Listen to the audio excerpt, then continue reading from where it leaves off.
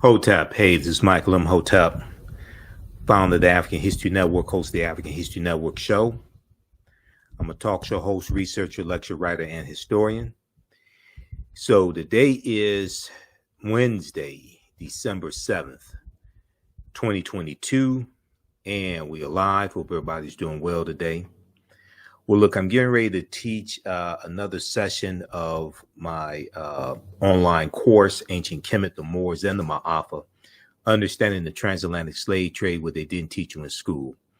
And I wanted to come on and just talk for a few minutes about some of the content and some of what we'll talk and ask us. We wanted to get into some of the history of the Moors in Spain, in Europe, generally speaking, but especially in Spain. Okay, so this is a this time around it's going to be at least 12 weeks, and we do the sessions live. All the sessions are archived and recorded. You can watch it anytime. So we teach the class on Wednesdays, 7 p.m. Eastern Standard Time.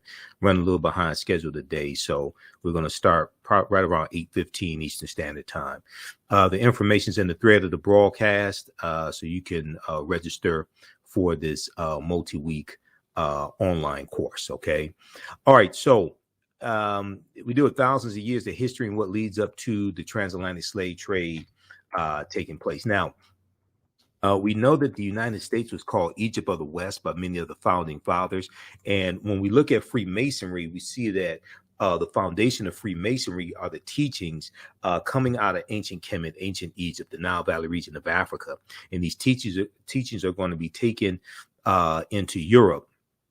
And it's going to be these teachings that bring Europe out of the Dark Ages. So in today's class, one of the things we'll talk about is the Dark Ages, the Middle Ages, which is basically 476 AD to going into the 13th century. Okay, going into the 14th century, the 1300s, and then the next period after that is going to be the Renaissance era. And the Renaissance era is going to be an era of enlightenment, okay? And Europe is coming out of the Dark Ages, and they start to conquer other people's lands. Now, there's a good piece from face-to-faceafrica.com that deals with Cleopatra's Needle, and it deals with three tekens that, or what the Greeks call obelisks, tekenu, or what the Greeks call obelisks, which comes from the mythology of Asar, Aset, and Heru, who the Greeks called Osiris, Isis, and Horus. And you have these tekenu in London, England. You have them in New York City, okay, and also in Paris, France. And these were actually taken from Africa, okay? So we have symbols of Africa all around us, and we have to become history detectives to understand how to decode these symbols. Now, ancient Egyptians called obelisks tekenu, and they were also used to tell time in the past. Their pinnacles were basically covered in gold to reflect the sunlight. Historians say the obelisks represented immortality and eternity, and their long structure helped connect the heavens and the earth. The long structure helped connect the heavens and the earth. Okay, so now currently Cleopatra's Needle is the name given to three ancient Kemetic or ancient Egyptian tekenu, or what the Greeks called obelisks. One in New York City, one in London, England, and one in Paris, France. However, they do not all come from one Egyptian site. They do not all come from one Egyptian site. Okay. Now you should be able to see the screen clearly. Let me know how we're coming in, and I want to make sure everybody can hear me as well. Okay. All right. So the obelisks in New York City and London, England are carved out of red granite from the quarries of Aswan, and a major source of stone for Egyptian antiquities. The two obelisks were commissioned.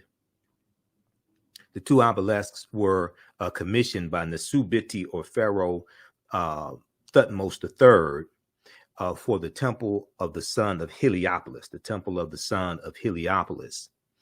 near modern day Cairo, with each weighing about 224 tons, and they stand 68 feet tall. Okay, now there's a good article from face-to-faceafrica.com called Cleopatra's Needle, how 3 ancient Egyptian obelisks ended up in New York City, London, England, and Paris, France. And what happens is we'll see these structures, okay?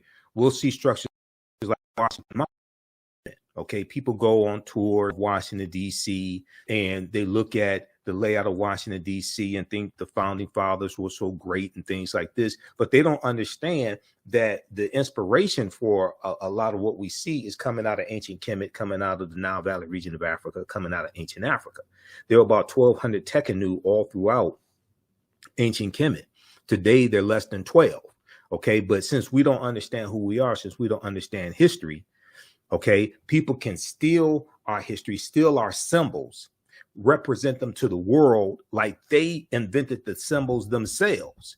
And we'll look at them as being so great and look down upon ourselves, refer to ourselves in dehumanizing terms, call ourselves N-word and B's and things like this, and don't understand that all this comes from us. Okay, and many Europeans know this. Now, here's a famous statue of Asar, Aset, and Heru, the first Holy Trinity, who the Greeks called Osiris, Isis, and Horus. When we read about Heru being born on December 25th of a virgin birth, we see the retelling of this very ancient story over and over and over again, adapted to various people's cultures over thousands of years with different people's ethnicities represented in the story. If you follow Dr. Ray Hagins and watch some of his videos on our YouTube channel, and Dr. Ray Hagins is one of my teachers, as well as Dr. Leonard Jeffries and Professor Kabahai Wata Kamane, Professor James Small, and Dr. Claude Anderson. But Dr. Ray Hagins has been teaching about this for years in the African village. Okay, now there were approximately 1,200 Tekenu built in ancient Kemet in ancient times, but only about a dozen are found in Egypt today.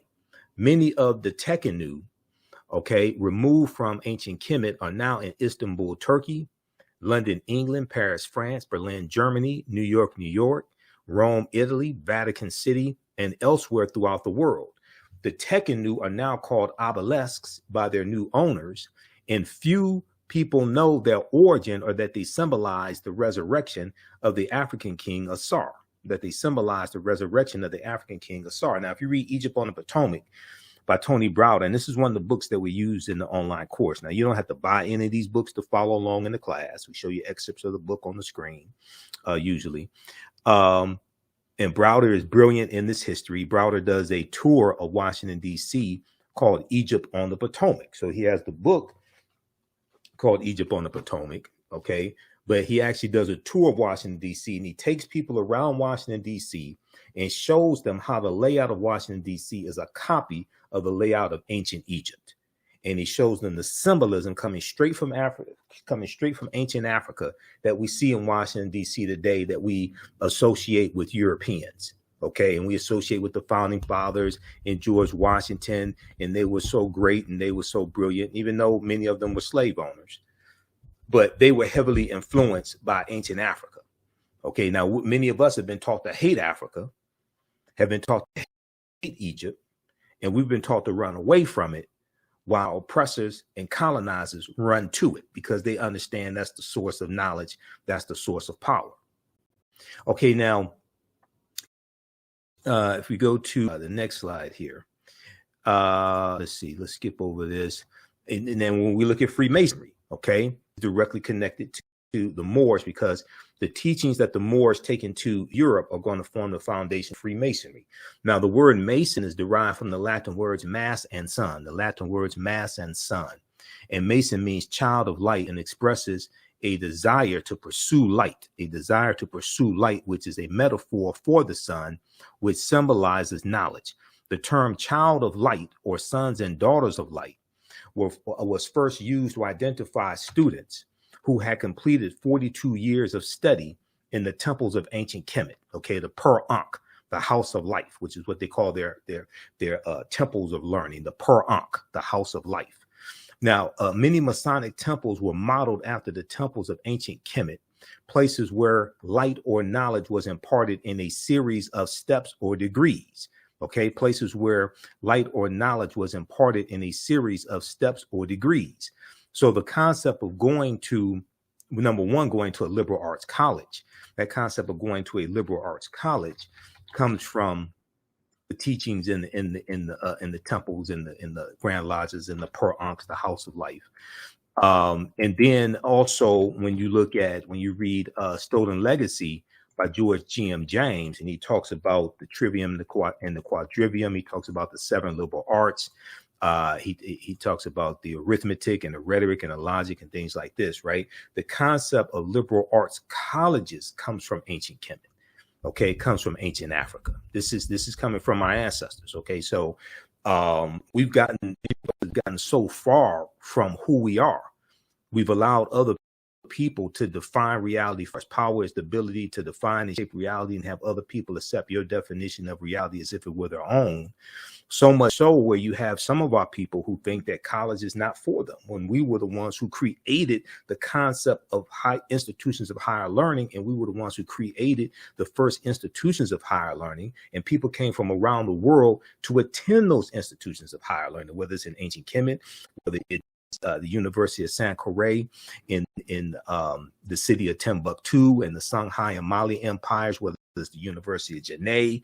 We were the ones. And then when we go and we look at the Moors in the University of Salamanca in Spain is built by Moors and Arabs right around 1285 AD. Okay. And when we look at a lot of the oldest universities in Europe, University of Toledo and Barcelona, things like this, many of the first instructors at those universities were African Moors. Okay, but we don't understand our history. Power is the ability to define and shape reality and have other people accept your definition of reality as if it were their own. So check out pages 18 and 32 of Egypt on the Potomac by Tony Browder. Now, Masonic temples are considered houses of light or temples of learning, houses of light or temples of learning.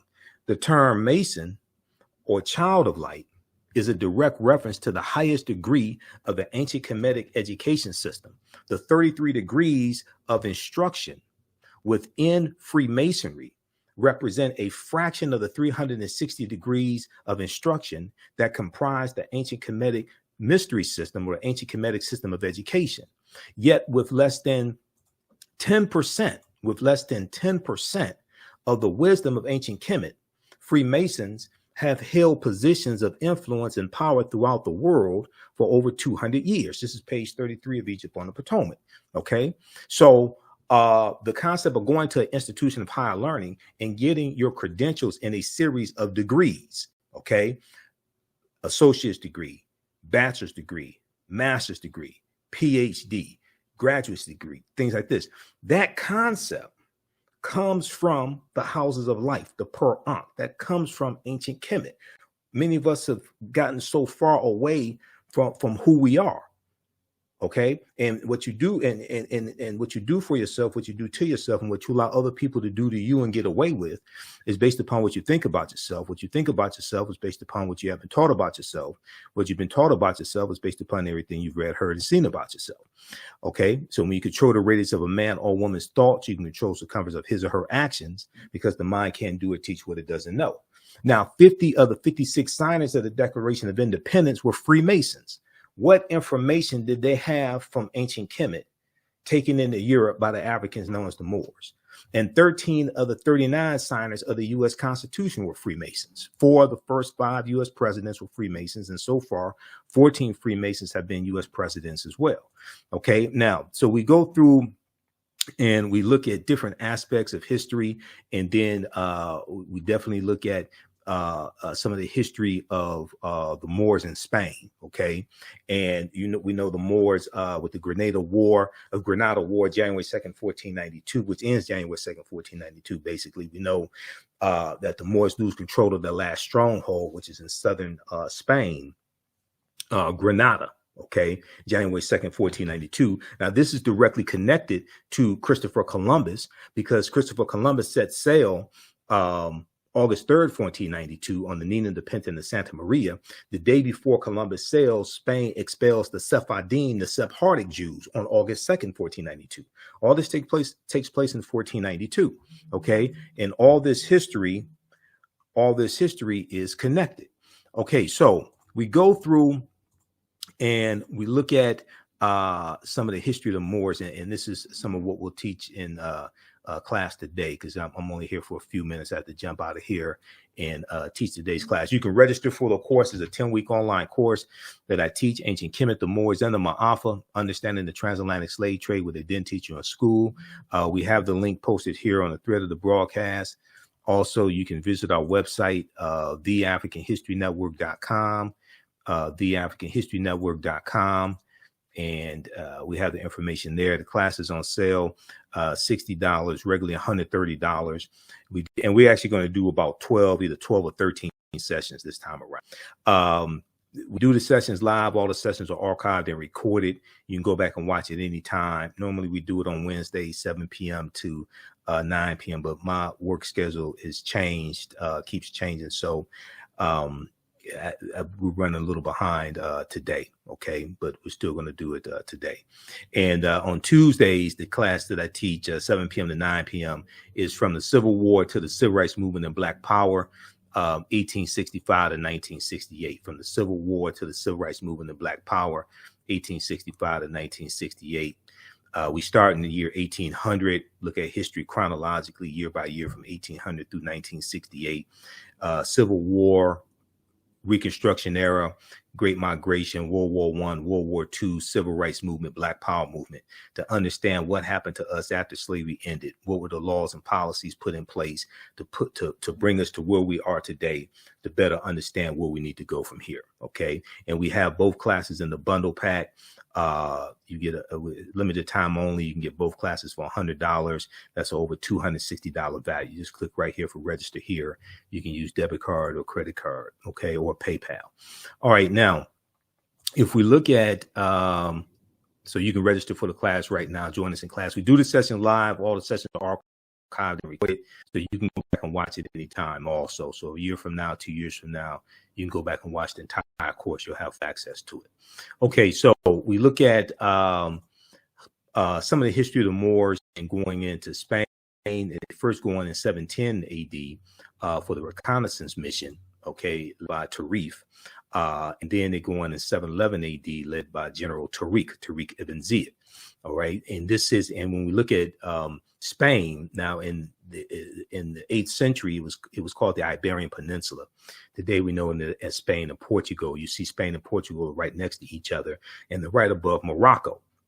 So they're going right in from Morocco, a very short distance into Spain, and they fight against the Vandals and the Visigoths. Okay, and we know in 476 AD is going to be the Vandals and the Visigoths that crush the western portion of the Roman Empire and send Europe into what's known as the Dark Ages, and this is who the Moors are going to fight against in 711 AD. Now, who were the Moors? The Moors' ancestors were known as the Garamantes. These were a Black African people living throughout North Africa. Hannibal Barca, who we talked about last class, Hannibal Barca, and we talked about the Battle of Kemet, 216 BC, and Hannibal crossing the Alps, 219 BC. We talked about the Battle of Zama in 202 BC, where Publius Cornelius Scipio defeats Hannibal Barca. And then after that defeat, Publius Cornelius Scipio takes the surname Africanus after he defeats Hannibal Barca at the Battle of Zama in 202 BC. Okay, so when you register for the course, you can watch last week's class where we dealt with Hannibal and the Carthaginians and the Punic Wars. Now, the Moors, according to George G.M. James in the book Stolen Legacy, were the custodians of the ancient Egyptian mystery system. These teachings will bring Europe out of the Dark Ages. Unfortunately, everything we taught Europeans came back to kick us in the behind. It was to our detriment. It wasn't to our benefit. It was all to our detriment. Now, this is not a racist statement or a hateful statement, anything like that. It's factual. Everything we taught them. The Moors introduced cotton and sugar into Europe. Okay, they're going to introduce.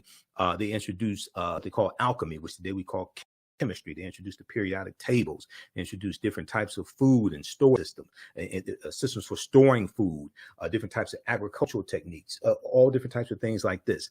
And everything we taught Europeans came to kick us in the behind. They're going to introduce a long stick called a fire stick that uses gunpowder and fires one projectile. Europeans in the mid 14th century are going to produce the first firearm from that. And from that is downhill, because if you study the transatlantic slave trade, what gave Europeans such an advantage was that they had the gun, they had firearms, they had the cannon, and they had the Bible.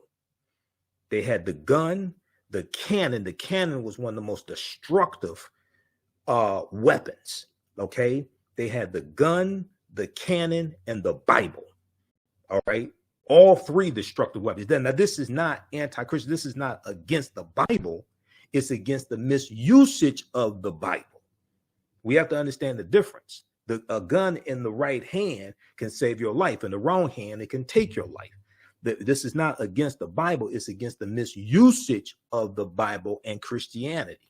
Okay. All right. So the word Moor is derived from the Greek word maros, M-A-U-R-O-S, which literally means black or a very dark color. Now, the Romans adopt this word and call them Mari, M-A-U-R-I, Mari. The Mari were a group of the Mari were a Northwest African people who were very dark-skinned, Northwest African people who were very dark-skinned. The Romans will refer to the region of Northwest Africa as Mauritania. Okay? Mauritania is a Latin word and means the land of the black-skinned people. We see the prefix Mari, M-A-U-R-I, or you may see it spelled at one point maybe M-A-U-R-E, but basically the same thing. Mauritania is Latin and means the land of the black-skinned people. You will also see or hear the term Marish, M-A-U-R-I-S-H. Now, the Romans later adopt the word as a reference for the black-skinned inhabitants they encounter in Africa. Read Golden Age of the Moor, edited by Dr. Ivor Van Sertima, pages 527 and 187, because this is one of the books that we use in the class. Now, you don't have to buy any of these books, okay, just so you understand, but we use them as reference to document what we're talking about. Now, when we look at Before the Mayflower by Lerone Bennett Jr., a lot of people read this book in high school, Before the Mayflower by Lerone Bennett Jr. Well, check this out. He talks about the Moors in the book. Page 40 of the 6th edition, page 40 of the 6th edition, chapter 2, in the chapter called Africa's Past, I think the chapter is called. What's the name of that chapter? It's page 40 begins before. Oh, okay. Chapter 2 is called Before the Mayflower. The first chapter is called The African Past. Okay. So on page 40, Lerone Bennett Jr. is talking about in the 17th century, the 1600s, in the land that we call the United States, specifically in the territory that becomes the 13 colonies. Okay. And he's talking about the fact that in this time, at the time, like 1619, that we keep hearing about, August 20th, 1619, when the White Lion pirate ship comes into Virginia, it comes actually into Hampton, Virginia. He's talking about the fact that at this point in time, well, number one, you don't have codified slave laws, because codified slave laws don't come into existence until 1641 in Massachusetts. So those 20 and odd Africans that we keep hearing about, reading about in the Sea Project, those 29 Africans are put into a form of indentured servitude, and they were because what we know is chattel slavery, even codified slave laws don't exist in any of the 13 colonies at this time. They come to Connecticut in about 1650, Virginia about 1660, 1661. But the term white, generally speaking, is not being used in the early 1600s for what we call white people. The term that's being used is English or Christians, okay? And the term, generally speaking, Negro or Negro in the 13 British colonies is not being used as well. Okay, so what he says is of all the improbable aspects of this situation, the oddest to modern blacks and whites is that white people did not seem to know that they were white. Now, you know what? Let me see. I have a better, hold on. Let me pull this up because I scanned this, page. So we have a better version of this because it's hard to see it on the slide. Let's see. Let's pull this up.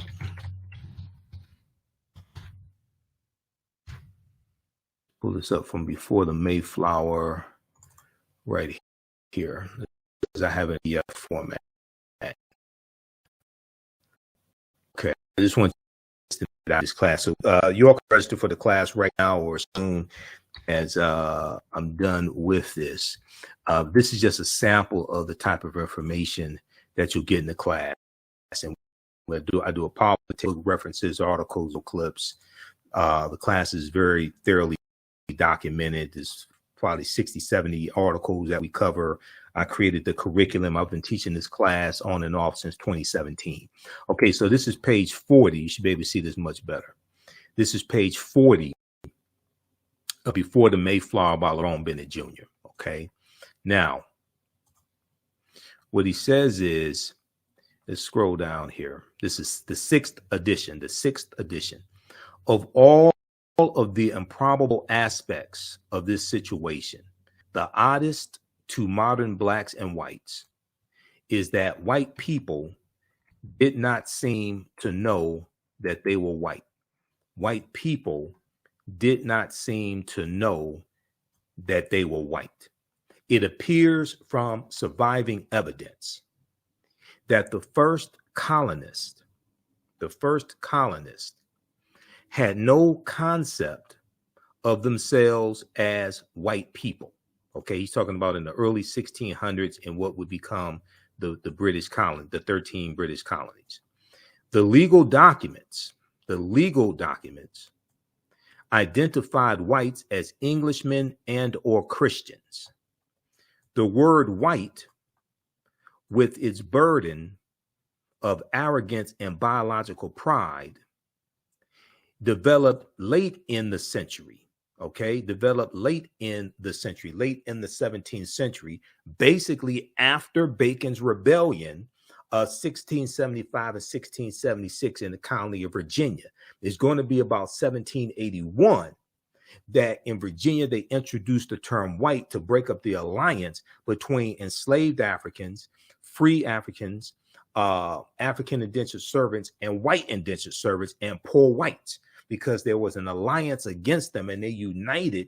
All of these groups united in Bacon's rebellion against the ruling elite who were exploiting these people's labor on the tobacco plantations in the colony of Virginia, because they realized that they had a common enemy.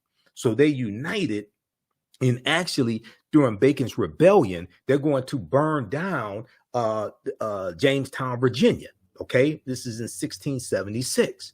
All right, now the word white, with this burden of arrogance and biological pride, developed late in the century as a direct result of slavery and organized debasement of blacks or African people.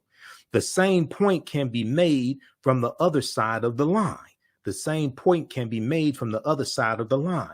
For a long time in colonial America, there was no legal name to focus white anxiety.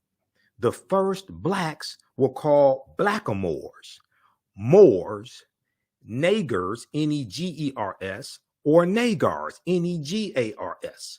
Okay, so what he's saying is that African people in the British colonies were called Moors or blackamoors. They largely weren't called Negroes, largely were called blacks. Okay, and then when you read the Virginia slave codes of 1705, and they have a encyclopedia of Virginia.org, you read the Virginia slave codes of 1705. The Section 4 of the Virginia Slave Codes make a distinction between Negroes and Moors and the treatment of Negroes and Moors. Okay, that's the Virginia Slave Code of 1705, and it's that Encyclopedia of Virginia. I did a whole presentation on this recently. I was speaking at a environmental conference. But if we look at Encyclopedia of Virginia, where is that?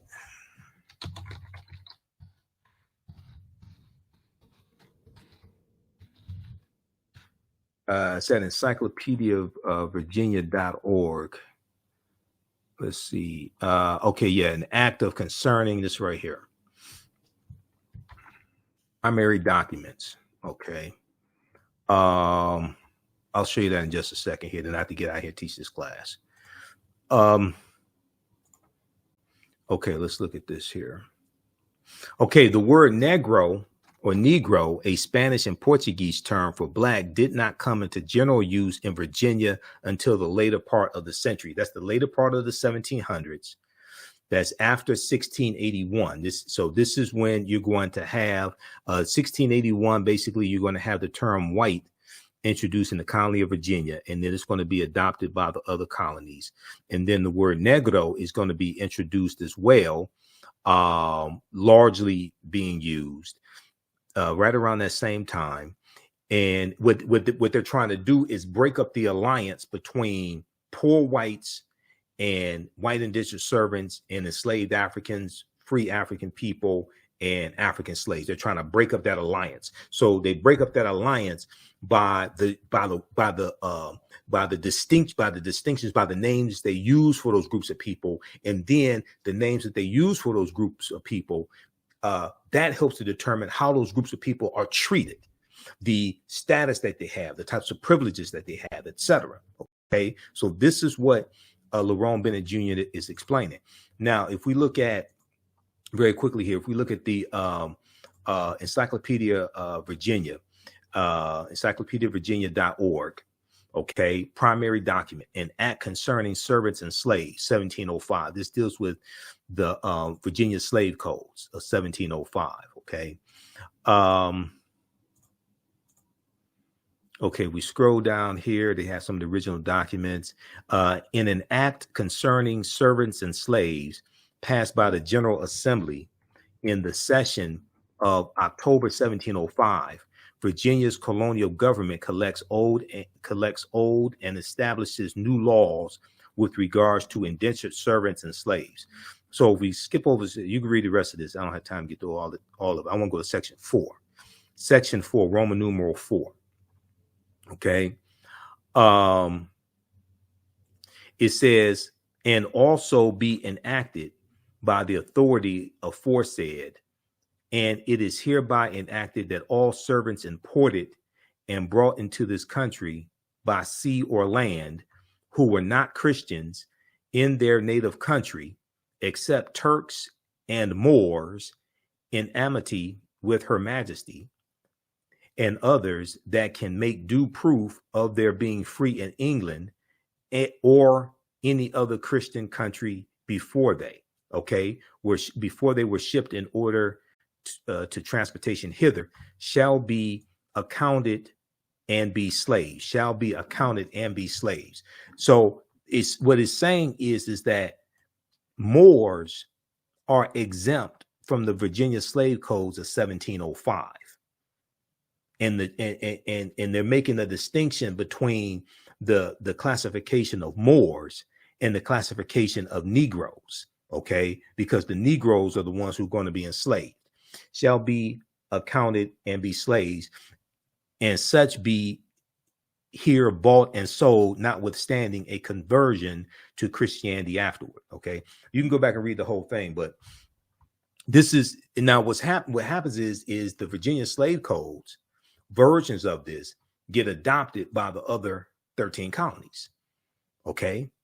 And this helps to form what we call race in this country, and it deals with racism, Okay, racism is a system of advantage and privilege distributed based upon race, which comes out of the ideology of European white supremacy for the purpose of preserving genetic white survival on a planet that's less than 10% European.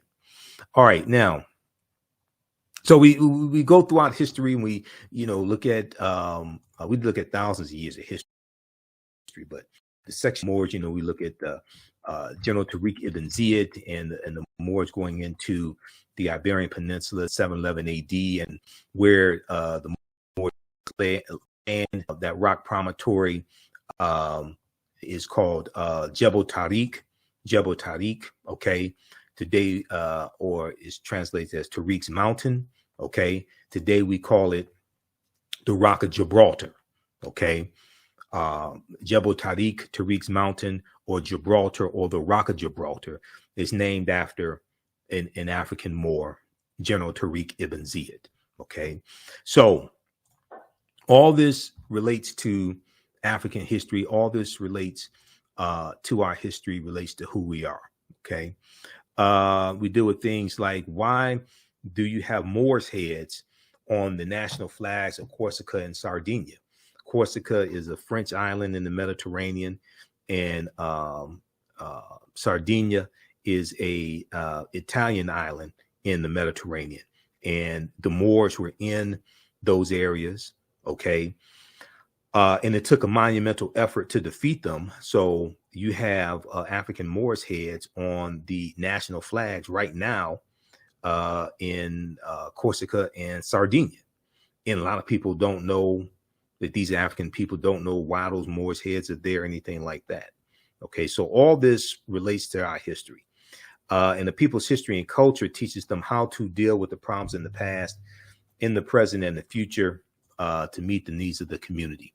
And we also have to deal with things like Christopher Columbus, and Columbus helps to greatly spread the transatlantic slave trade. Columbus operated on behalf of the Spanish crown, and then we look at where Columbus goes on his 4 voyages, and he conquers, the Bahamas and Hispaniola, the western third of the island of Hispaniola. Hispaniola is where we have Haiti. He conquers Cuba and Jamaica and Puerto Rico, Panama, Honduras, etc. And these nations that he conquers, these island nations in Central America, etc., and the Caribbean, they have never recovered from what happened to them over 500 years ago. All right. And this is going to lead to things like the Asiento de Negros of 1518 and King Charles V, the Asiento, which greatly expands the transatlantic slave trade. Okay, so this is just a sample of the type of information we deal with in this 10-week online course. Actually, this time around, we're going to do 12 weeks because some of them I had to break up into 1-hour sessions. Be sure to visit our website, theafricanhistorynetwork.com, theafricanhistorynetwork.com, and register for our 12-week online course, Ancient Kemet, the Moors, and the Ma'afa, Understanding the Transatlantic Slave Trade, what they didn't teach you in school. So when you go to our website, you'll scroll down, you'll see the information for my radio show, the African History Network show, and you'll see our social media platforms as well. And also we have our Cash App and PayPal information there also. So you can support the African History Network. We have the 15 lecture digital download bundle pack, African History Awakens the African Mind for Mental Death. That's on sale for a very limited time, only at $50. It's a $150 value. That's 15 of my lectures. And then we have the digital download of my latest lecture I did November 19th, dealing with the new Black Panther movie, Black Panther Wakanda Forever, Analysis, African and Mesoamerican Culture, a Shared History. That's on sale, $10. And we also have the information dealing with our 12-week online class, Ancient Kemet, the Moors, and the Ma'afa, Understanding the Transatlantic Slave Trade, what they didn't teach you in school. So we deal with thousands of years of history and what leads up to the transatlantic slave trade taking place. We do this class on Wednesdays, 7 p.m. to 9 p.m. Eastern Standard Time. Our next class is Wednesday, December 14th, 2022.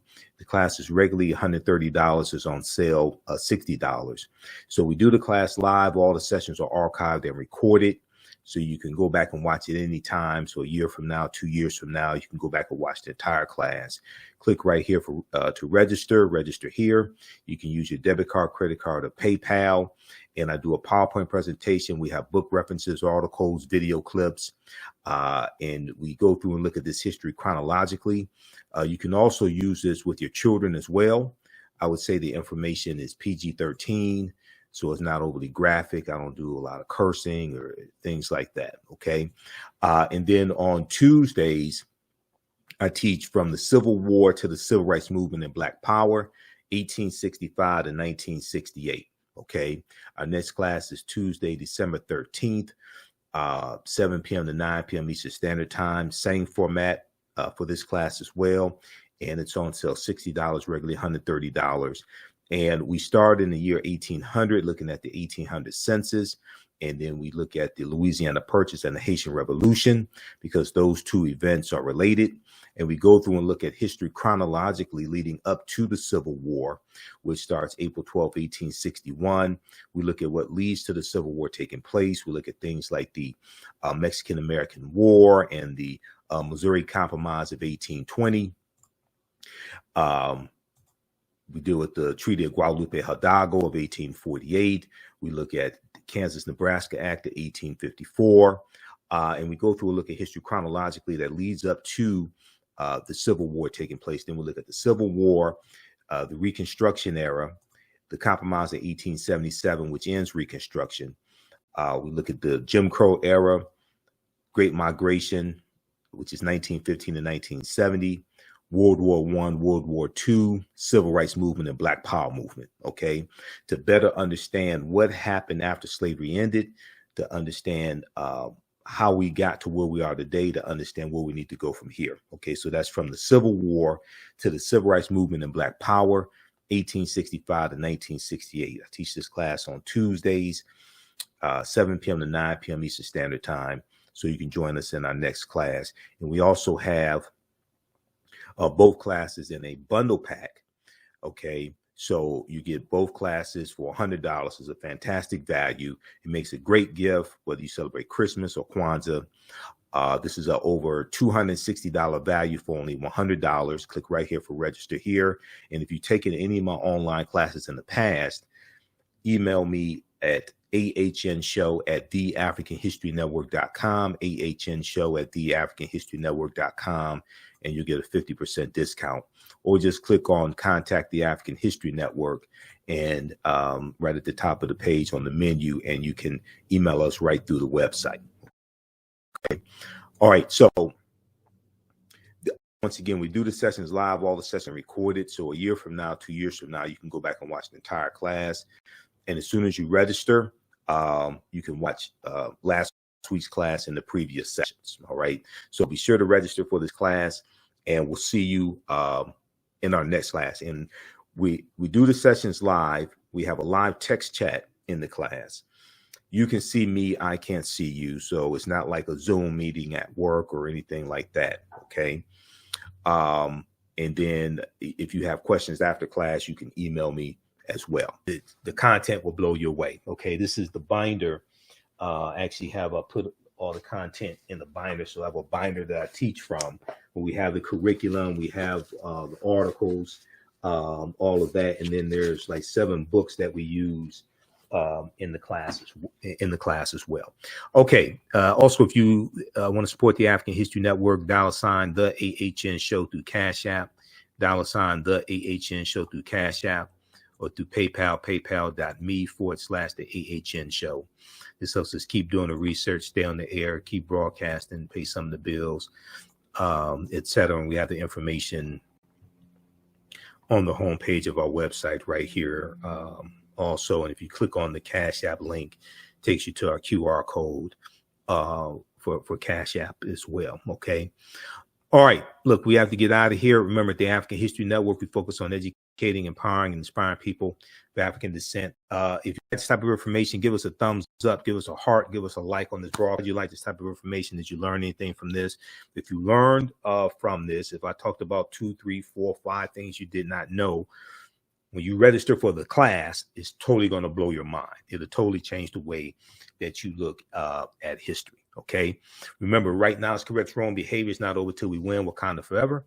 And we'll talk to you next time.